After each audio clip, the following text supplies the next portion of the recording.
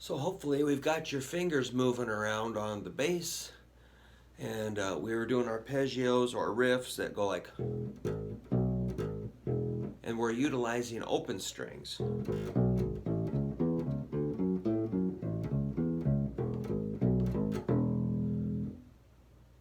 If we, so those are three really popular keys: E, A, and D. Next, we might want to get over to a G riff. Now on this one, we got to work a little harder. It's going to look like this. So there's no more open strings unless you do it like this. But that might be too high pitched. So that was a 0, 4, 7, 4, 0. And you could do D like this, A, and E. Those are all 0, 4, 7, talking about fret numbers. But if we do, you're going to want to move over to this G like this. So that's your middle finger on the 3rd fret on the 4th string. That's a G note. You're hitting the G. Then your index finger goes to the 3rd string, 2nd fret, and pinky goes to the 5th fret of the 3rd string, back to the 2nd fret, and where you started. That might take some time for your hand to get used to. I mean, I've got students that have been coming for,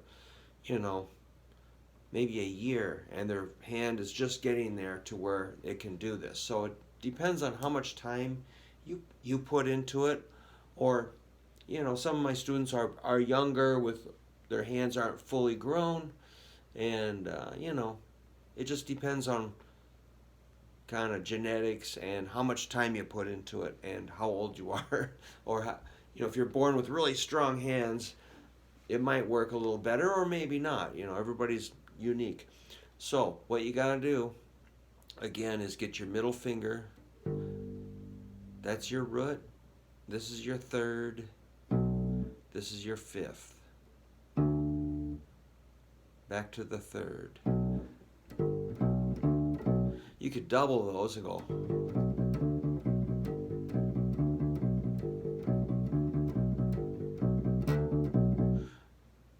So it's getting a little more energy. If you want to use a pick, that's okay. I use a pick when I record a lot of parts, just because I can consistently get a nice, hard, full attack on each string. It's more consistent for what I do. The pick works great. Okay, so I hope that you're still with me. After you hit that G, if you can handle this, go one string over, and it's going to be the exact same shape. That's a C riff, or a C root, 3rd, 5th, 3rd root. And remember, these are the notes of the scale. The 1, 2, 3, 4, 5, 6, 7, 8. That's why we call it a 1, 3, 5, because that's the first note of the scale, the 3rd, and the 5th.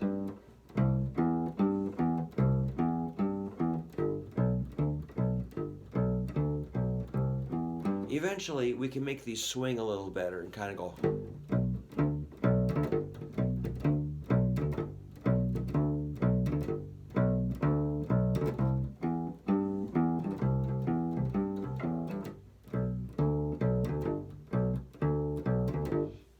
You can make it slightly more groovy. Okay, get used to that. Let's throw one more in here. This is going to be the D riff, but we're going to move it up to the 5th fret of the 3rd string. You count 1, 2, 3. That's how you know you're at the 3rd string. 1, 2, 3, 3rd string. 5th fret, middle finger, and you're going to do the exact same geometry.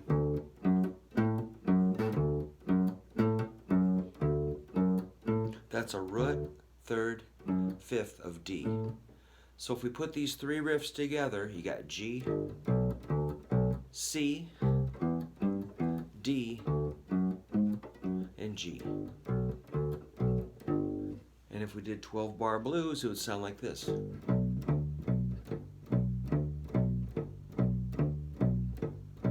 Now go to C 2 times, back to G. Here's your D, C, and G, and D. So there's 4 Gs. 2, 3, 4. Now go to C, G. Here's your D, C, and G, to D, G. And that's your jam for 12 bar blues, which is kind of the fundamental basic, core of rock and roll. You could trace country sort of to that. Any sort of popular music in the Western Hemisphere kind of comes back to that sort of 3-chord rock and roll. It's the simplest thing that you can do.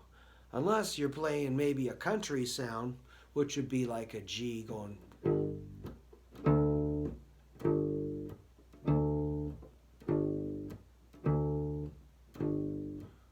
And that's just the root and the 5th.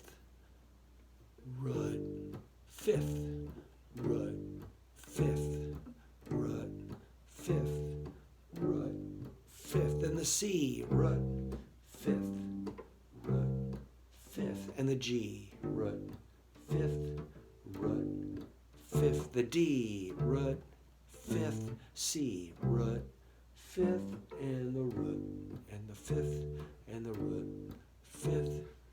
And you could definitely add some energy to that, like.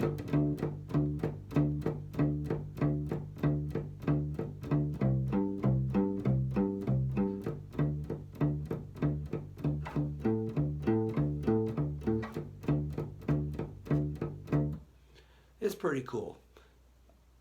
All right, let's do one more riff. Let's do something like this.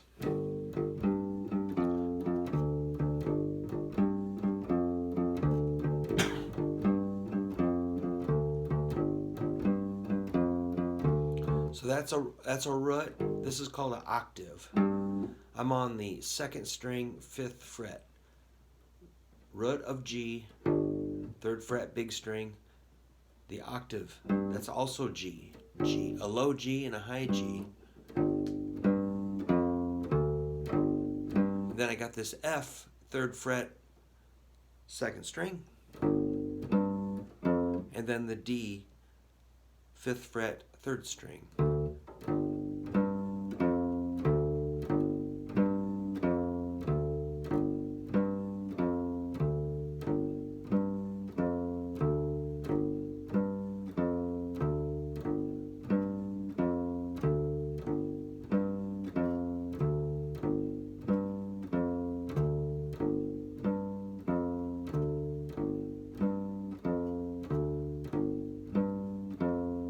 Eventually, you might jump over to the C.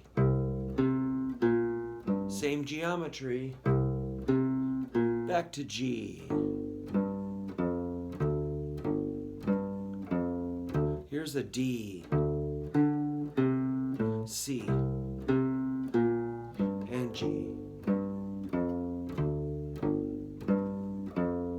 So I'm using index and pinky.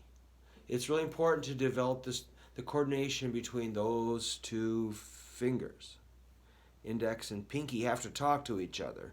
If you bring in your ring or middle, it's just making a mess. And that's really hard to unlearn that. So try to get this real simple riff down. You can double that. Double your fun.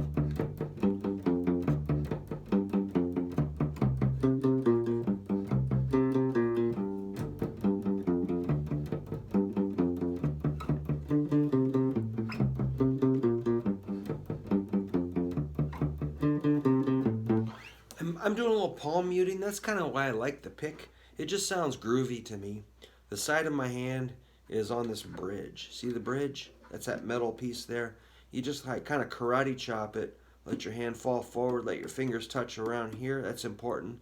and you're going to maybe lift up a little bit and then let it drop. And the strings are going to barely touch the edge of your hand, and you can kind of dampen the strings very slightly. Here's not, that's called palm muting. We'll take the palm muting out. Totally cool, but if you, like during a verse when a singer's singing, you might want a quieter sound.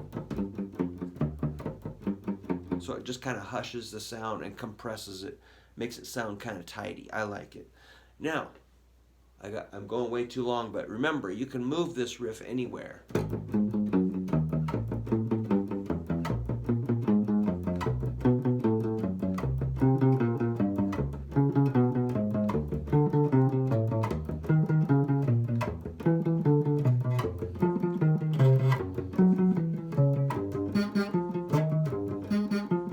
This bass is pretty junky, by the way. It's a Tisco, made in Japan in the 60s, I think.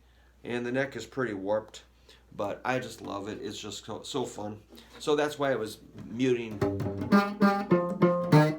Ugh, needs some work. Might have to get some new frets in it. Maybe get the neck straightened out a little more. Anyhow, I hope you're doing okay. Let me know if you like this. Give me some comments, questions, I don't care. Thumbs up, whatever you think. If you can subscribe to my channel, that helps me a whole lot. All my gigs are gone, man. All my gigs are gone. But we will rock again. Take care. Let me know if I can help you. See ya.